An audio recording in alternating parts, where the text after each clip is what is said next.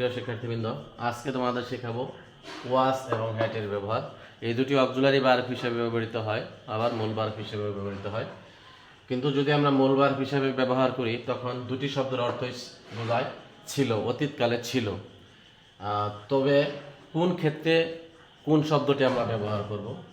যে বক্তা যখন নিজেই কোনো কিছু ছিল বোঝায়, সাবজেক্ট নিজেই কোনো কিছু ছিল এরকম যদি বোঝায়, সেই ক্ষেত্রে ওয়াজ ব্যবহৃত হয়।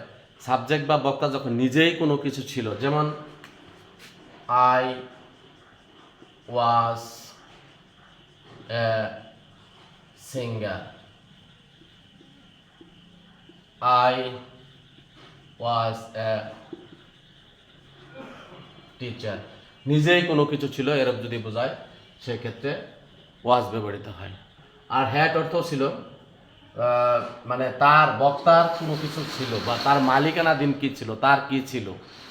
যেমন I have, I had A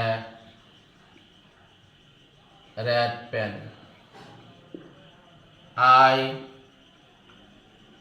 had a cow, মানে তার কি ছিল, অর্থাৎ তার বক্তার মালিকানাধীন ছিল এরূপ যদি বোঝায় সেক্ষেত্রে হ্যাড ব্যবহার করা হয়। আশা করি সবাই বুঝতে পেরেছো। ধন্যবাদ সবাইকে।